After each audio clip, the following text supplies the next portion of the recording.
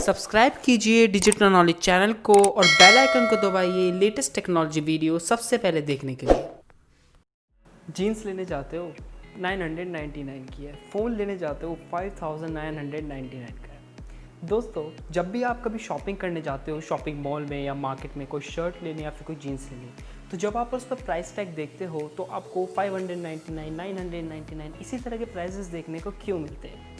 और यहाँ तक कि जो हमारे इंटरनेट सर्विस प्लान्स हैं उनके भी ऐसी प्राइसेस क्यों होते हैं 599, 399, 199, मतलब राउंड ऑफ वैल्यू से ₹1 कम क्यों होता है।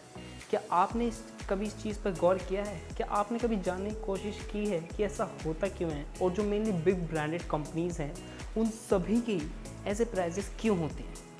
दोस्तों, मैं आज इसके बारे में सब कुछ बताने वाला हूँ कि ऐसा होता क्यों है। और तो बस आप इस वीडियो को एंड तक देखें और आपको सिर्फ 5 मिनट में पता चल जाएगा कि ऐसा होता क्या है। सो हेलो गाइस, मेरा नाम है सिद्धार्थ और आपका स्वागत है मेरे चैनल डिजिटल नॉलेज पे।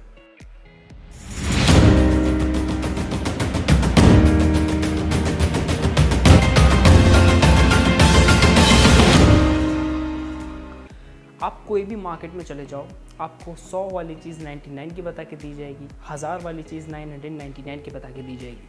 दोस्तों, इसे कहते हैं साइकोलॉजिकल प्राइसिंग। इससे क्या होता है? इससे हमारे माइंड में एक भ्रम पैदा होता है, मतलब एक इल्यूजन क्रिएट होता है जो हमारे ही बीच में क्रिएट होता है। यानी कि फॉर एग्जांपल, आप एक एग्जांपल से बात करते हैं। मैंने एक लैपटॉप लिया जिसकी कीमत है 40,700 की, ठीक है।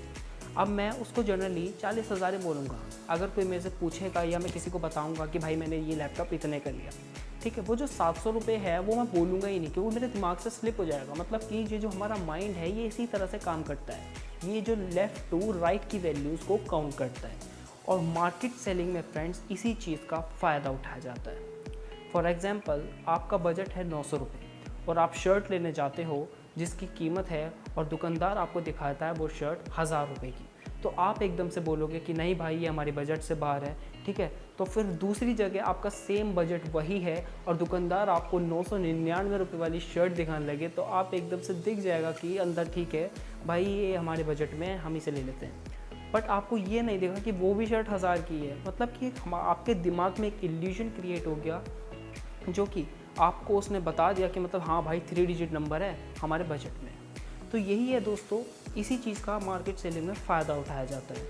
बट दोस्तों, इसमें 20 से 30% लोग तो समझ जाएंगे कि ये शर्ट 1000 की है, बट जो बाकी के लोग हैं उनके माइंड में एक इल्यूजन क्रिएट हो जाएगा।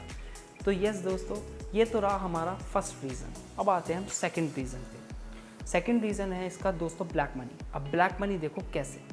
आप सपोज़ एक आइटम लेने जाते हो कोई भी शॉपिंग मॉल में, कोई भी एक मॉल में, ठीक है, उसका प्राइस होता है 999, ठीक है। आप उस दुकानदार को 1000 रुपये दे आते हो, यानी कि ₹1 उसको आप दे आए पाओ। चलो मान लिया आप नहीं दे के आओगे, बट 80 से 90% लोग तो दे ही आते हैं, ठीक है, और वो ₹1 पे उसे दे आते हैं। अब फिर आप बोलोगे कि यार ₹1 से क्या होगा। अब दोस्तों, पर मैं आपको एक बात बता देता हूँ। विशाल मेगा मार्ट की पूरे इंडिया में 204 आउटलेट्स हैं। अगर हम एक दिन का भी 100 कस्टमर्स लगा के चलें तो उनके 20,400 रुपये बैठ जाते हैं, एक रुपये इकट्ठे करके। सो देखा आपने। और अगर हम 20,400 को ही मल्टीप्लाई करें 30 दिन से तो उसका आंसर आता है 6,12,000।